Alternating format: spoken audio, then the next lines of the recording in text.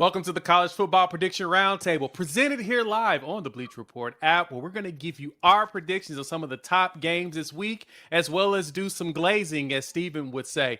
I am Jay from Unfair Sports. We have Steven from Fanatic Perspective, Ty from Around the Table Sports, and Nino from NinosCorner. Oh, gentlemen, I know y'all will enjoy that terrible joke, but we're going to have some fun today. We'll start off with looking at our standings, and then we'll jump right into the games, wrap it up with our mortal locks, and give you the final look. How are we doing on this beautiful Friday? Good Friday, my brothers. Good Friday. I'm not there yet. I got to see the standings, then I'll let you know how I'm doing. Okay, so Ty wants to see the standings. So we'll transition right into that. It wasn't a bad week for overall, okay, but Ty somehow has taken a lead. And wow, I have how the mighty has fallen. Look at you, Jay. Oh yeah. Gosh, that's awful. Well, we're hoping that this week. God, thanks, Steven. Thanks, Steven. I appreciate that. I appreciate that. I know, right? Just right below the belt. We'll go ahead and jump right into some games. So hopefully I can bounce back this week. First item up for bid this week, we're going to dive right into the Utah Utes traveling to Folsom Field out there in Boulder, Colorado to play the Colorado Buffaloes. As of right now, your Buffaloes are a 11-point favorite, and that spread is slowly rising. Well, I'm going to go ahead and just in the anticipation, I'm picking Colorado on this one. This is why. Everything bad that could happen to Utah has happened with a little bit extra. Their third quarterback has gone down for the season. Their starting running back just hit the transfer portal, so that's 830 yards gone. And they're going against a Colorado defense that's gotten better and better as the season progressed. Colorado leads the Big 12 in sacks with 29. And they've got like 8 different dudes with at least 2 sacks. So it's not just one one-man wrecking crew. They're literally doing it by committee. So I think Colorado wins this game. They've got Shedeur Sanders. They got Travis Hunter. They got the best players on the field right now. And I don't see Utah finding a way to not only score points, but stop Colorado from scoring them. Give me the Buffs. Steven, who you got? Yeah, I know people in the comments, you talk about glazing are going to, say, oh, we're riding Colorado and all this. No, we're telling the truth about Utah. They haven't won a football game since September 21st. Okay, they've lost 5 straight games. It's November 15th, folks. We have to be honest with ourselves and our lives and stop telling lies. Stop lying. Look, Utah, they played multiple quarterbacks. They've just been a mess since the Cam Rising situation. They can't win a game in the Big 12. 5 straight losses. We're talking about Utah, right? This has nothing to do with Colorado. All Colorado has done, they went on the road last week in a very tough Texas Tech environment and played good ball. They actually messed around and made that game a lot closer than it should have been. But they've played really good ball. They've improved so much on the defensive side, but they've improved the physicality and competitiveness within their program, and they've earned my respect. And that's outside of what Shedeur and Travis are doing. Travis, my Heisman candidate. Give me Colorado here in a no-brainer. Pretty simple. Ty, who you got? Yeah, give me Colorado. And the reason is very simple. Y'all have highlighted it. The Buffs' second half defense has been really fun to watch all season, right? Any game where the first half they're kind of finding their footing, those halftime adjustments have been really successful. And this is a trend we've seen play out. And the defense, to Jay's credit, has gotten better. To Steve's credit, that was a wild stat that you just pulled out, right? When was the last time you won a football game? That was wild. That hurts because y'all know I'm a big Kyle Whittingham fan. I think he's a hell of a coach, but the fact is that right now they are just not very good. And I'm not saying that's his fault. That's the fact of the matter. To me, the biggest thing in this game, though, even if they were on their second string quarterback, right? Even if the running back hadn't transferred, the way you lost that game to BYU, heartbreaking, took the soul out of you. And now you go to Colorado that has a lot more firepower in their stadium. I just don't like it for Utah, so I think the Buffs do it. Clean sweep. Clean sweep. Come fade us. Come fade You know us. what it is, man. Come fade us, bro. Look, man, Sanders is the best quarterback in the country right now. It's not even close. Yes, I said it's not close. He's the best quarterback in the country. He will be the first quarterback taken in the draft this year. Travis is the Heisman Trophy front runner, or should be. You know, and folks, if I told everybody on here that the red zone defense for the Buffaloes is top 10 and is better than Penn State, Texas, Alabama, Iowa, and Oklahoma, would you believe me? Most people would say no, but they are a top 10 red zone defense. Utah cannot score. Give me Colorado. They're going to run away with this game. All right. That was quick and easy. Next game. Texas travels to Vietnam and battles against Arkansas in Fayetteville. Right now, the Longhorns are walking in as a 13-point favorite. This game is interesting. There's not too much to really say. I mean, Arkansas is looking to go get bowl eligible. Texas is looking to try to push for the SEC championship game. Arkansas is walking into this game on a 2-game winning streak. Last time they played in 2021, Arkansas beat number 15 Texas, which is kind of shocking. I'm not going to lie. I don't think Arkansas has a chance in this game. Their offense has been so much of a roller coaster that I have way too many questions and not enough answers. I'm going to go ahead and pick Texas in this game just because I have less questions about them than I do about Arkansas, because Arkansas, they've given us some really good games, and then it all just falls flat at the end, and it's annoying. I think it's a lot closer. I think it is a touchdown game, but I do think Texas pulls this one out. Steven, who you got? As Tuskegee said here in the comments, this is a rivalry game, so you're half right. But the toss-up aspect, Fair. brothers, stop it, okay? This Arkansas team, now I know they've had 2 weeks to prepare.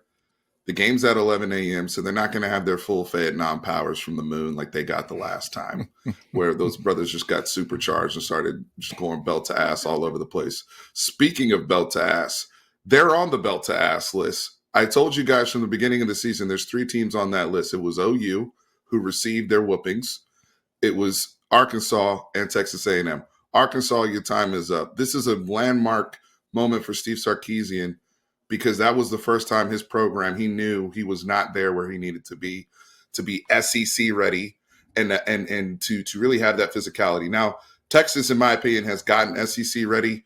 Unfortunately, the SEC has not been SEC-like, at least the side that Texas has played. And so now we're getting blamed for not playing anybody when I was told that this conference is supposed to be some sort of gauntlet. Give me Texas on the road, beating the hell out of Arkansas and sending a message, because all we can do is play who we play. That's a fair point. Ty, who you got? Yeah, give me Texas, but it's just like a Texas fan to get in their feels and try and not acknowledge that you played an incredibly easy schedule. The SEC is a gauntlet, but all I heard from you and all the rest of them was, oh, well, these teams right here, they're nothing. And I would say, yeah, you're right, but we're not talking about that. We're talking about the top half, not 1 or 2. We're talking about the top half. Your best win is Vandy, and that's a good win. I grant you that. But outside of that, you've played Mary Mother and the Is that an Alabama fan talking about Vandy? Oh, my That's why I goodness. said it's a good win. Oh, my goodness. It's a good win. Lord It's a Jesus, good win. But then you got whooped by Georgia, and I think you get your comeback against Arkansas. But to pretend like Texas hasn't played an incredibly easy schedule is disingenuous and facetious. Nino, who you got? Record this fight. Look at Jay over there recording. Look at you trying to be messy. Look at you, man. Hey, give me Texas, man. You see I got on all gas, no brakes, Texas all day long. Come fade us. Man, Arkansas has the 124th ranked passing defense here in the country. Quinn Ewers is going to eat that secondary alive. Texas getting Bond back last year was, not last year. Last game was awesome. Arkansas is really good, very good against the run. Texas is going to put up some 2-back sets, and with those 2-back sets, they're going to have some great passing play snap. They had that same personnel package last week 4 times. 3 of those plays went for plays that were 29 yards or more, 29 yards, 50 yards, and 44 yards, 2 for touchdowns. Texas is going to open this game up. They're going to put a can of you-know-what on Arkansas in Vietnam. Give me Texas big in this game. Good stuff. All right, let's keep the party going. We're going to fly through this game. We've got Clemson traveling up to play Pitt in Pittsburgh, Pennsylvania. Right now, Clemson is a 12-point favorite. That Louisville game still leaves a bad taste in my mouth. They did have the bounce back against Virginia Tech, which was a lot closer than I liked, but I still felt like Virginia Tech was a decent team. They came back with so many players. Pittsburgh has lost their last 2 games. They took it to the chin to SMU on the road, and then they let Virginia walk in their house and own them. That kind of surprised me. Give me Clemson. I think Clemson goes through. I think that this is the second bounce-back game they need in preparation for pushes for the ACC championship game against possibly Miami or SMU, because we don't know. SMU out here cooking. So give me Clemson. I think they win this game. And I don't know if they cover the spread, but I do think that they actually win this one. Steven, who you got? Yeah, I think Pitt can cover this game, but I got Clemson winning. I think this is going to be one of those games where Clemson is just going to have to tough it out. They did so against Virginia Tech last week. It made me feel a little bit better in terms of them handling their business on the road. They know what's at stake at this point. I mean, this is now mid-November. You're trying to get into the ACC. Miami losing helps. You're trying to keep up with SMU. Pitt's been, they've lost now 2 straight games. I like where this Clemson team looks just off of how tough they pulled out that Virginia Tech game. They didn't play well last week, honestly, and they still won that game. So give me Clemson here.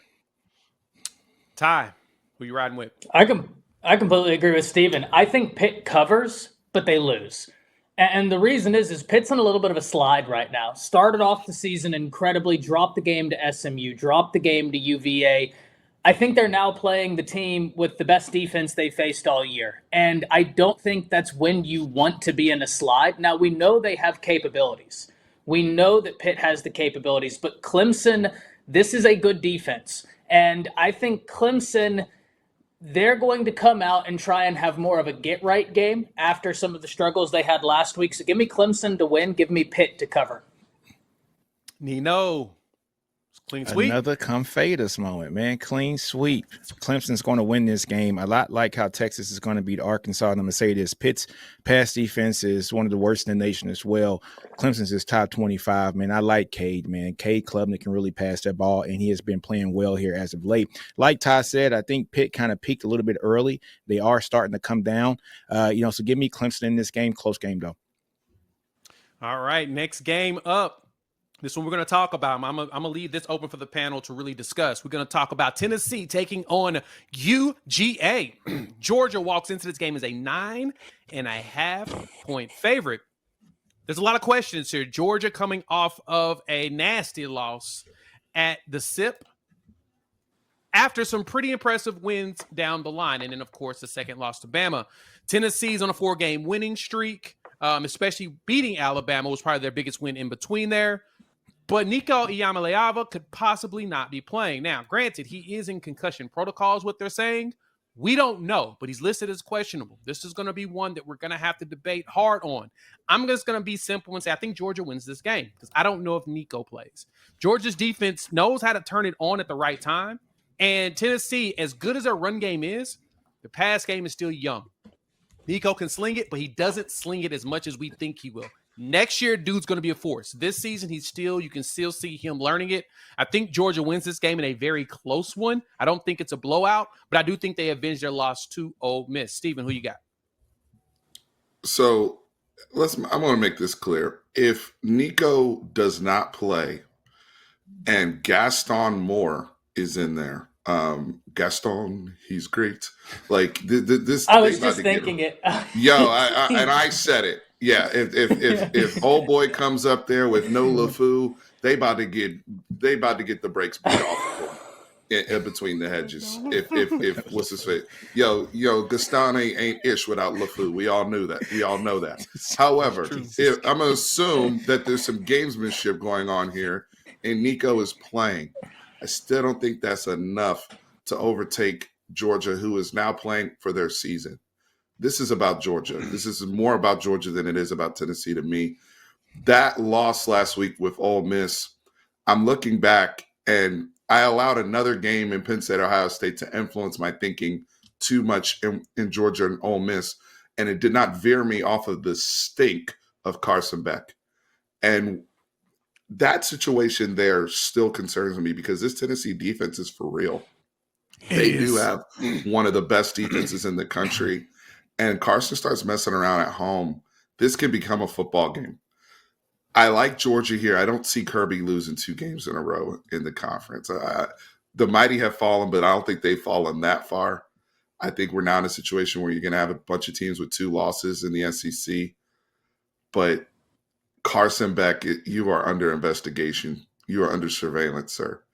Give me Georgia, whether it's Gaston or Nico or whoever. Gaston.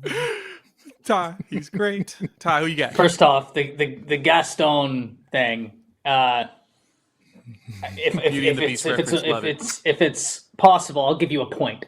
Right, like that S tier right there. That was awesome. I struggled with this one, guys. If I knew Nico was playing and healthy, I'd go Tennessee, and I'm going to tell you why. Because Tennessee's defense is really, really darn good. Right? I mean, that game with Alabama and Tennessee, it's a rivalry game. Their offenses took a lot to get going in that game. And for Tennessee's side, their defense is really, really good. And then they have a running back who quietly is just racking up touchdowns and yards, and Dylan Sampson. Here's my only concern, Tennessee fans, is if Nico's not playing and your passing game is already kind of figuring itself out, which is understandable, young quarterback and a veer and shoot offense, it takes time. And I've said constantly, I think Nico's my favorite quarterback of that class. It's going to be easier for a defense to key in on what's happening if Nico isn't there. And because I don't know if Nico's going to be there, I think I'm going to go Georgia. But, Steven, you started it. I'll finish it. Carson Beck isn't under investigation. Brother, he's locked up, and we threw the key away a long time ago.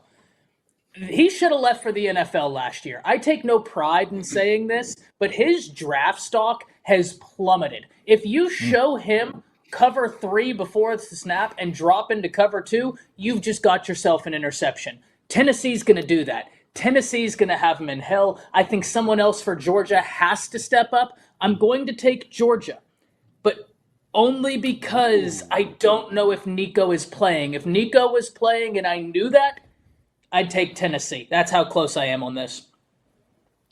Nino. Fadus? No clean sweep. No faders. Not so fast, my friend. Give me Tennessee in this game because I do think Nico is going to play in this game. And just like Ty said, if he knew that, like he was going to play, he was going to pick Tennessee. I just got a feeling that Nico is going to play in this game. And then All Things Sports said it best in the comments that Carson Beck is the best player on Tennessee's team because he's going to give it up, y'all. He's not wrong. He's going to give it up, man. Tennessee runs the ball extremely well. Tennessee is going to force turnovers. Carson Beck looks like a middle schooler playing out there in college football right now. His draft stocks went from possibly the first pick in the draft to probably a 4th or 5th round pick right now just from this one season. What's he have, like 10 picks in the last 4 games or something like that? He's playing horrible, folks. Nasty.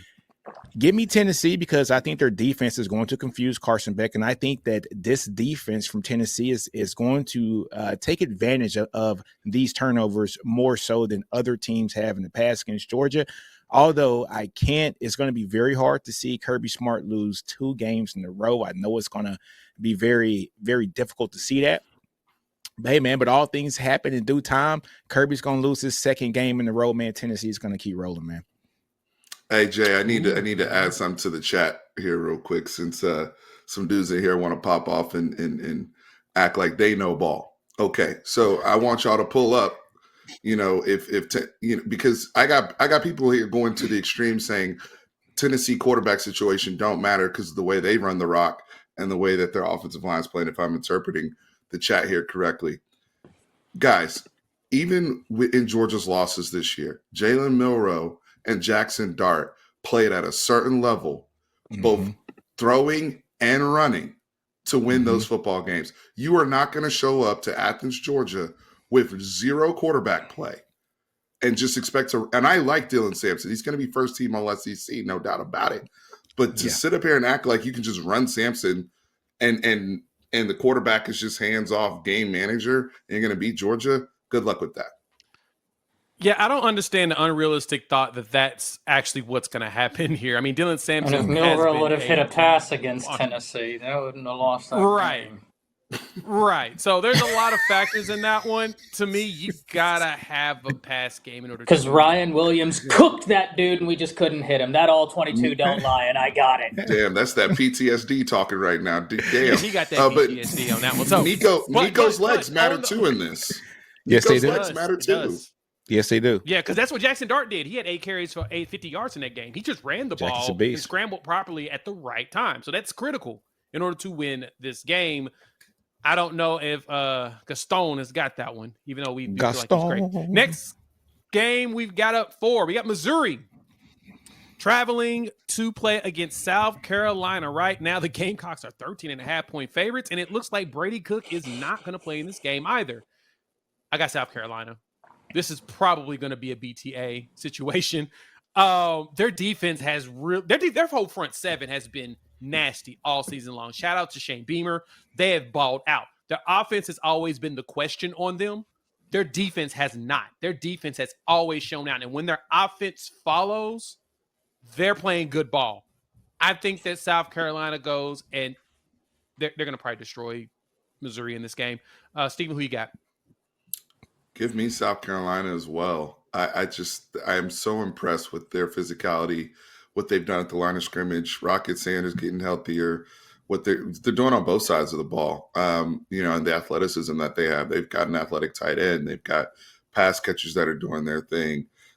When Sellers is being that true dual threat, they are really tough to beat.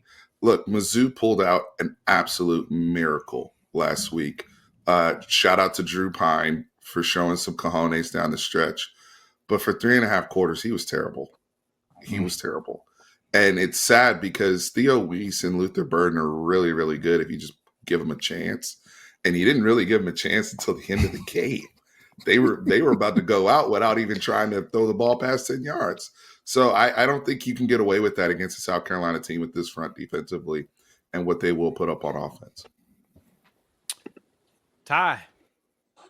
Yeah, even if Cook was healthy to play, he's probably sitting this one out just for his own well-being. Mental? Yeah. South Carolina has the best edge rush duo in the nation with Dylan Sampled and Kennard. And these guys are real good. I think everybody needs to be – I said the wrong name for Dylan Stewart, not Dylan Sampson. Yeah, it just came off the Tennessee game. Talk about Dylan Sampson. Hey, listen, we're naming all SEC players right now, all right? Cut me some slack, right? They're on the list. Dylan Stewart and Kennard. Everybody in college football needs to be very thankful that Dylan Stewart is a freshman. Now, the problem is if you play him next year or the year after, good luck, because he's going to eat. He's incredible. This South Carolina team is better than their record shows. Missouri, I'm not impressed with Missouri, quite frankly. So give me South Carolina. Nino, come fade us. This is a clean sweep come fade us moment, folks. Give me South Carolina. Look, anytime a running quarterback plays against Missouri, they eat. Even in the 2 wins that they got against guys like Pavia, which, they got that 3-point win. Even Jackson Arnold ate pretty well against him running the ball. Jalen Milrow really ate really well against him running the ball and also passing the ball as well. Sellers is different, folks. Not only can he run, he's like a linebacker. He can break tackles like crazy. He's different. You couple that with Rocket Sanders, it's going to be a long night. It's going to be a long night for Missouri, folks. Give me South Carolina to win this game. All right, next game. Let's hit our midway point. We've got Boise State traveling to play San Jose State. 8-1 Boise State, 5-0 in conference, and 6-3 San Jose State. Boise State walks in as a 14-point favorite. And Ashton Jeanty, as great as he's been this season, he's slowly falling down the list for the Heisman. Now, this is an opportunity. This is a team with a very good winning record that is bowl bound. If he can go out there and get himself a lot of rushing yards, he may get back at the top of the Heisman Trophy conversation. He's got 23 touchdowns this season. Sheesh. He could finish with over 30. Nasty work. Woo! Nasty work. Thank you, Stephen, for putting me on him week 1 of the season, and all he has done but has ascended. So shout out to you for pointing him out. I think Boise State wins this game. I'm riding their coattail. I don't think San Jose State has the weapons to outdo them, and I don't know if anybody's going to stop Genty. So Boise State. Stephen, who you got? Yeah, Ashton Genty, he's been sensational all year long. I know the numbers will show that, but that's a reflection of the preparation and defenses absolutely selling out. When you come into a game and you're the number 1, number 2, and number 3 target on the scouting report, it makes it difficult to continue that type of. And he's still productive. But what has made Boise State successful as a team is what they get from their quarterback, Maddox Madsen, who struggled a little bit last week for the first time, but he's kept them balanced. 18 touchdown passes, only 3 interceptions. He's a young guy, but he uses his legs pretty well as well. He's another guy that also will run in the red zone area and score touchdowns as well and pull. That's a tough situation to stop. If Boise State was having poor quarterback play, it'd be another thing. But because of Maddox Madsen and the balance he's able to maintain, Boise State continues to roll offensively and put points up. Ty, who you got? This is why I say I hate going behind Steven. I was just about to talk about Madsen, sophomore quarterback, and has been getting better as the season has gone on. Now, last week, Steven hit the nail on the head. He struggled a little bit. But if you've watched this Boise team, you've seen him grow. I mean, games where Genty's a little bit banged up, all of a sudden he goes out there and steps up his level of play. Boise State, I think, gets this win because I think they realize how big playoffs are for them. And if I may, as a quick aside, the reason why playoffs are so big for a Boise, guys, when we were growing up, the bowl games meant a lot more than they do now. And so we would see Boise, beat Oklahoma in the Fiesta Bowl, and it did a lot for their brand. With the diminishing effects of the bowl games and the emphasis on college football playoffs, I feel like that's kind of gotten away from Boise. This is an opportunity to get their brand right back front and center for all of these young kids who are deciding on where they're going to play college football. Great point. No, I totally agree. Having the Boise State was our favorite team to watch in the bowl games because they would always pull off some mess every something time. So unbelievable, something. It was always fun. Nino, who you got? Clean sweep, come fade. Hey, another one, clean sweep, come fade. It's Boise State. This is gonna be real easy, man. San Jose State allows about 150 yards rushing the game. Genty's gonna. Yeah, he gonna add something to that.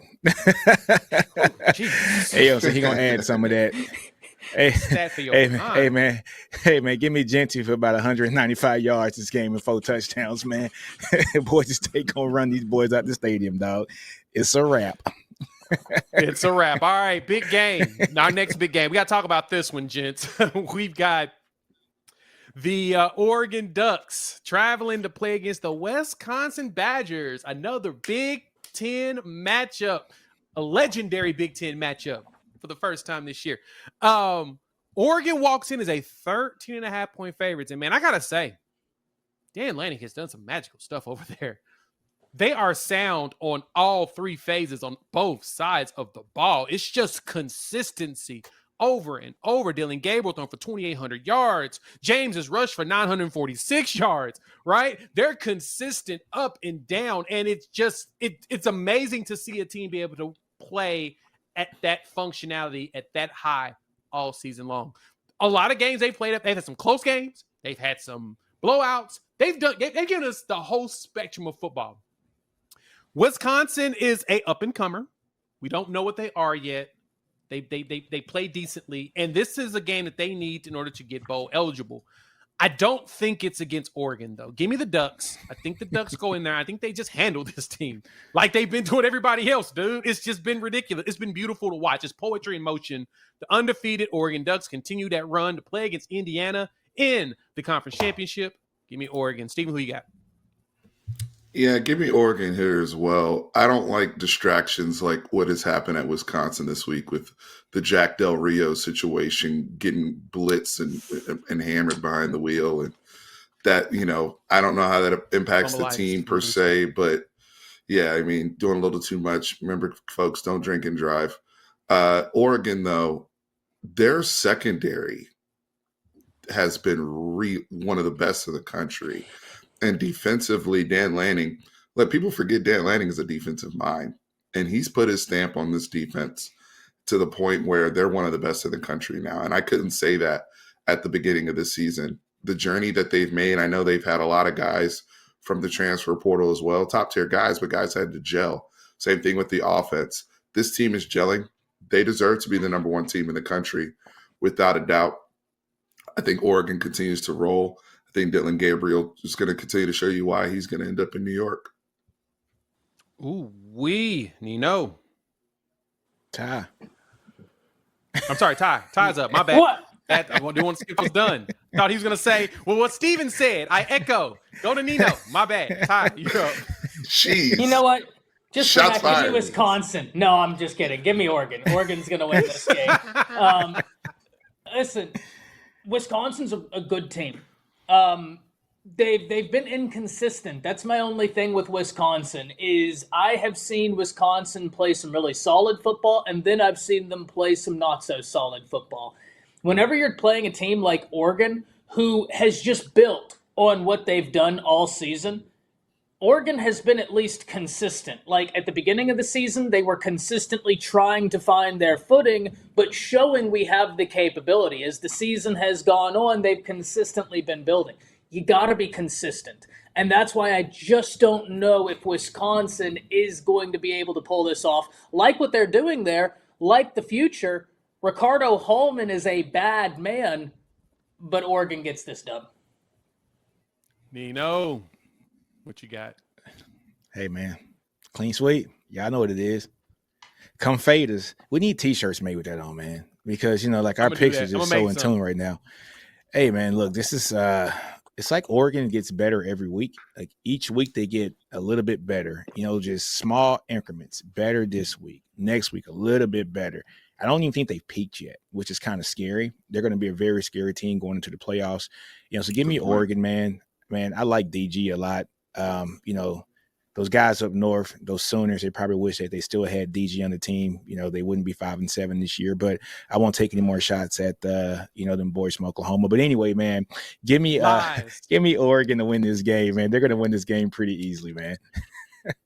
Rivalries never die. It's okay. Sorry, Jay. I'm just going to write that down. It's okay. Don't apologize. You ain't sorry. You enjoy this. Just enjoy it. Inject it in your veins. Well, two things. He's not sorry, and that's not going to be the last one. Exactly. Him and Steven. Next game. Erroneous. On all accounts. Just dastardly. Kansas travels to play against BYU. This game was a struggle for me. BYU is a 2.5-point favorite against a 3-6 Kansas at home at 9-0. Basically neutral field. There's a chance that Kansas is considered the favorite by 0.5 point or just a dog by 0.5 point. Oh my goodness. I almost picked this one for my mortal lock. I don't know why Kansas is this close in the spread, but I have one idea.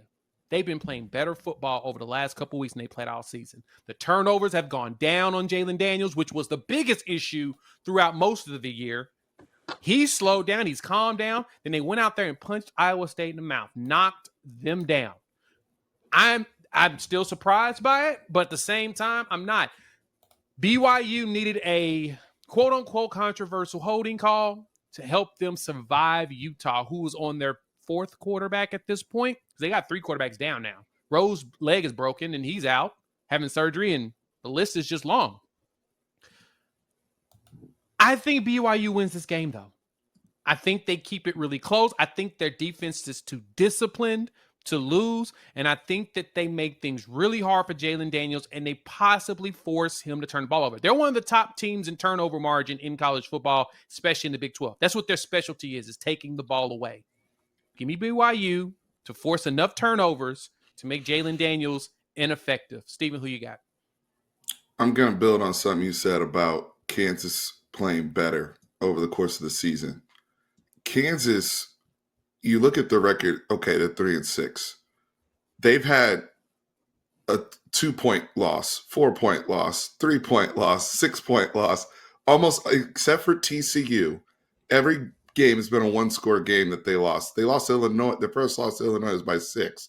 So early on, yes, those turnovers that they had with Jalen Daniels were a problem. I think they did miss AK going to Penn State as well. But something happened on October 5th. Jalen Daniels, since October 5th, has 12 touchdowns passing and rushing to only 1 interception in those games. That is very good quarterback play. This is the same Jalen Daniels that was supposed to be first team all Big 12 last season when Texas and OU were still there. That's over guys like Quinn Ewers and Dylan Gabriel. So Jalen Daniels has shown us he can play at a very high level.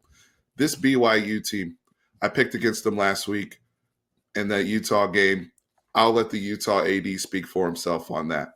I've picked against BYU against UCF. I've picked against BYU multiple times. At this point, I'm going to pick against them again. Give me Kansas. Vegas is telling you that they're the better team because when it's 2, and I go by the 3-point rule. And the 3-point rule says if they were at a neutral site, they'd be favored by. So with the 3 points that they're getting at home, Vegas is telling you that Kansas is a better team. Now, here's the thing. BYU, to me, I know they've been the luckiest team I've seen play football in the country. And I give credit to Coach Sataki. He deserves to be up for Coach of the Year. He's done a remarkable job. But if you watch this BYU team play football, there are fraudulent vibes all over the place. I think Devin Neal and Jalen Daniels are going to run the ball down their throats. That, I can see the running portion of it. Ty, who you got? You know, a lot of great points being made, but there's a flip side to the equation. For Steven, he points out that Kansas has learned how to lose close games, and now they're pulling it out. BYU has had those same lessons with wins. So there's one team that showed me they know how to get in a firefight and win, and another team that has 0 road wins this year. I repeat that. Kansas has not won on the road this year. They're downright awful on the road, and now they're playing in elevation. So the running game is going to be big for the early portion of this game. They don't play in elevation. Now they are playing at BYU's turf in elevation with the thin oxygen, and they've been downright terrible on the road. Give me BYU, mainly because BYU has propelled me to victory in the more mortal lock for this, so I got to just ride with them. But Steven's right. Steven is absolutely right that Kansas has been playing better. I just value the flip side of that one team has been in close games and has figured out a way to win as opposed to lose. No, and I think somebody's due. Games matter. I think somebody's you're 100% right. Eventually that luck runs out. Nino, who you got? There's no clean sweep, so we're safe on It's not a clean sweep on this one, dude. But look, I had to struggle with this one. I sent the pick in last night for BYU. Then I sent the pick in this morning and said, please change it. Give me Kansas, man. And I'm saying this because, look, man, BYU, the same thing that I said about Oregon, how Oregon is getting better week in and week out. I think BYU is getting worse week in and week out. It's just that they haven't been able to lose games because the other team isn't playing their best players, right? They are getting worse, but looking better due to the circumstances. I've picked for BYU all season, and they have been great for me. They have been outstanding for me. But I think Kansas is going to run the ball on them. I think Daniels something's like just switched on him in the last 3 or 4 weeks, and he looks like a whole different quarterback. And like Steven said, they got some close losses. I love some Devin Neal as well. I think BYU's luck just goes out of the drain this week. Those calls that they've been used to getting and getting a phantom holding call here or not, I don't think it's going to be there this week, even though I do think there was a holding call. AD needs to sit his butt down and get off the damn podium. That was a defense. Look, it just is what it is. But give me Kansas to win this game, man. I think they pull it out, man. I think Kansas pulls it out. Hey, bro said, y'all jobbed us in the holy war, dog. That's not the work of the Lord. There will be vengeance. Yo, somebody got a freaking Jesus swept. All right. In the all name of the holy war, baby. the spreads, guys. Go to the spread. Go to big spreads, big spreads, big spreads. Next game, we've got Ohio State as a massive favorite over Northwestern on the road in Chicago.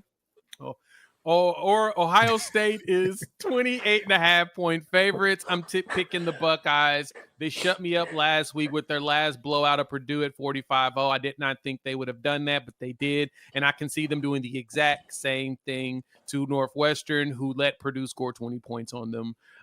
Steven? The key to Ohio State covering these games is their defense. Last week, I felt confident because I knew they weren't going to let Purdue score. So I'm like, their offense can get 5 touchdowns or whatever it needs to cover that. In this case, I feel the same way. Caleb Downs is playing at a crazy high level. The defensive front at Ohio State, JT Tuamalo, Sawyer, all those boys, that's a nasty group. And they're balling. They're balling. Give me Ohio State to cover. Ty. Give me Ohio State to cover. I was wrong last week on Ohio State, and I thought they would win by a lot. Wasn't it like a 38.5-point spread It was last 38.5-point spread. It's 38. Yeah, I thought they'd win by 35 or something, and they did it. And credit to Steven, he has been automatic in sniffing out these spreads, and so I do feel better this Friday morning that we have the same pick. I feel good right now. Nino. Clean sweep, man. Give me Ohio State, man. They've been good to me all season, too. I've been going with Ohio State, like for the spread all year. They've been good to me. Continue to be good to me, Ohio State. Please do. I need these points. I'm not in last place anymore. That dude from Oklahoma named Jay is. Keep him there in the bottom and keep me up. Thank you. Thank you, Ohio State. Thank you. I just disrespectful. All right, next game. Nino been shooting at Jay all show. I told you. All show. Non-stop, bro. The love that's is not definitely done. there. Next game, we've got Penn State with a massive spread on the road at Purdue out in West Lafayette, Indiana. This spread is a pretty big one. 28.5 once again. And yep, I'm taking Penn State. Why not? Ohio State held them to no points. I think Penn State can do the exact same thing while also dropping 45. Steven, what you got? Yeah, it's FU James Franklin vibes, but no worries here. Purdue stinks. They stink. Give me Penn State to cover. Yeah, somebody getting fired this year. Ty. I gotta mute these two guys right here because I'm never gonna be able to not just be like teary-eyed doing this, saying it's a vibe right before I go. You know what you're doing. Give me Penn State to cover. I got nothing for you. Give me Penn State. Nino, clean sweep. Should fade us. It's a clean sweep, man. Give me Penn State. I'm laughing so hard I'm crying over here. Y'all are some fools, man. So much fun. Penn State's gonna cover, man. And if anybody didn't get that, Steven said he had Florida State covering last week because it was a vibe. So that's why I had to sing every time something is a vibe, I just say it's a vibe just for Steven, man. That's my dude. I swear that's the dumbest shit I've ever said on this show. By far. It was so good. It was so pure. That's what I'm made it so embarrassed good. by that. I gotta own that. Thank you for holding me accountable, Nino. Oh man, last game. Like these guys said in the chat, what an idiot. That guy's a moron. He picked Florida State. What a moron. They're over here firing the whole coaching staff. Somehow Florida State caught a stray in between Penn State and Purdue. Gotta love college football. Gotta love college football. Last game, we're going right over to the ACC at that. We've got Notre Dame taking on Virginia. The Cavaliers are walking into South Bend as a 23.5-point dogs. Woo-wee! That seems pretty high. I'm going with Virginia, man. They find a way to keep a lot of their games close enough to not get shellacked. Now, Notre Dame has been rolling. They've been rolling over everybody. And unfortunately for them, the games that they've been winning, these teams have been they've been ruining their strength of schedule because they've been boo-boo. But I'm going to go with Virginia. I think Virginia covers this spread, but I think Notre Dame wins this game with ease. Steven, who you got? Yeah, I think Virginia is going to cover as well. at some point I got to verify how my Notre Dame picks are looking, because I don't think I'm doing too well picking against Notre Dame in the spread. But Virginia can run the ball a little bit, and they've just been solid all year, even the losses, not getting blown out by anybody. They've been a good competitive ACC football team. I think they have a good enough first half to stay in there and probably only lose by 17, 21 points. Well, I mean, they did get blown out by North Carolina 41-14, but I digress. That game was redacted. Why you say that? Why are you saying like that, though? Because Caitlin, first of all, Caitlin had the juju on them that week, and they had that interception return for a touchdown. Yeah, Caitlin did do that. That game was not like the others, so it's redacted. Yeah, that's my analysis. All right, Ty, who you got? First off, a pox on all of you. I had a nice cup of coffee this morning, and I've been laughing so hard. I don't feel so hot right now. So, a pox on all of you. But, Steven, you said something. I haven't been doing well picking against Notre Dame covering the spread. For that reason, give me Notre Dame in this game. I like Notre Dame to cover. That game against North Carolina is not redacted.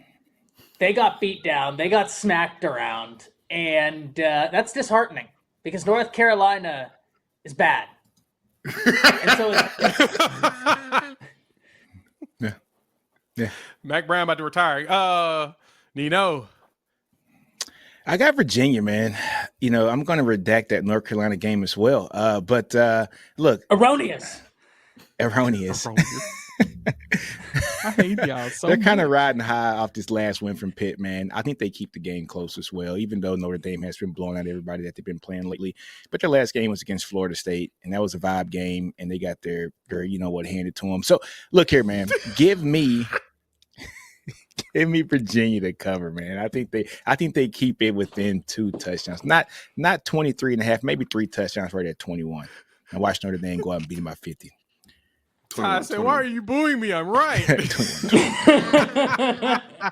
I love Caitlin even admitted we are bad. All right. Mortal locks of the week. This I'm not going to lie. This week had more opportunities for a mortal lock than any of them I think I've seen this season. There's about 4 games. I had tabs open and I just kept going back and forth. I almost changed my pick this morning, but I decided to stick to it because I'm pissed. I'm making this pick because I'm pissed and I'm tired of this mess. I'm riding with Houston +2 against Arizona, man. Look, Noah Fafita and them has been the biggest disappointment of the year to me. They have lost. They've been getting shellacked by every damn body, and I'm tired of it, man. They were my squad. I had faith in them, and they let me down week over week. I swear, if they do me dirty again this week, whoo. Anyway, they lost 56-12 to UCF. West Virginia beat them 31-26. I mean, just going down to Colorado, shellacked them 34-7. But I'm going to give a shout out to Willie Fritz over there in Houston. He is turning that program around. We can't deny that. They beat K-State 24-19. They knocked them off, and they've been playing solid ball. They've been growing as the season's gone on. Besides that loss to Kansas, which was gross, give me Houston to cover that one. Steven, who you got? Jay, that was hilarious. Jay said, "I'm mad. That was like the most random degenerate pick. I could picture you with a glass of JMO and a cigarette and just spreadsheets last night all over the place, just trying to find this spreadsheet. And he landed on Houston +2. I love it, Jay. I'm putting my money where my mouth is. Kansas money line. It's time for BYU to go down. Okay, I'm doubling on the juju. I haven't done this I don't think I've done this all year where I've doubled. No, I don't think so. Pick and a lock, but I'm doing it now. All of the holy war powers from my lips to God's ears. These boys need to go down and be humble. Give me Kansas money line. Sit down, Ty. Wow. Why y'all put me after him, man? I gotta always compose myself after. I love the pick. I hope you're wrong, but I love the pick. I'm doing something I never thought I would do on this distinguished of Fridays. I'm making a pick that, oh hell, I don't even know if I believe in it, but I'm trying to will it to happen. I'm taking North Texas to cover the plus 1.5 or the 1.5 spread against UTSA. UNT is 5-4. They have been having a good season except for the last 3-game stretch where they've dropped 3 games, and all of those games have been close. UNT needs this win for bowl eligibility. I like the Mean Green to cover. They're my alumni, and they will not be getting my alumni funds if they do not cover this game. So lots on the line. I never thought I'd see Ty pick his school. Wow, impressive. I'm impressive. I am very much impressed. He picked the school that he finished Call. at. Nino, who's your mortal lock? I think Jay was reading my notes because I picked Houston too to outright win against Arizona, man. Look, I got Houston winning this game. They've been looking good the last 3 weeks, man. Arizona looks like dog crap. But look, man. Get me out of here, man. You're not wrong. I mean, you're not. I like Houston, man. They got a freshman running back over there who's leading in the rushing right now, Rashawn Sanford from Harker Heights High School, my rival high school when I was in high school. Great players that came out of there. A really good friend of mine, Torrin Washington, a.k.a. T-Baby. He passed away a few years ago, but he went to school there too and had a full ride also as well. Yeah, man, give me Houston. Houston's going to win this game against Arizona because they're peaking and they're doing some great things here, as of late. And Arizona has been doing some things that aren't so great over the entire season. So I'll take Houston to cover the 2.5 points and win this game outright. All right. Whew, that's our mortal. Oh, man. Can't believe. All right, show all the picks real quick so the people can be as mad as they like to be. Oh, man. Yeah, I think this is actually, Steven, I went and looked. This is the first time that you actually picked a team twice. I'm thoroughly impressed that you actually made that jump. And yeah, good pick. Good luck Standing to on all business, Jay. I hope you're wrong. Standing on business. Standing on business. I love it. on business. All right. Thank y'all for pulling up to the College Football Prediction Roundtable presented here on the Bleacher Report app. For Steven, Ty, and Nino, I'm Jay. We will see you all next Friday. See you then. Put that down. You might poke your eye out. I know, right? Put that thing up Jay there. said, I'm upset.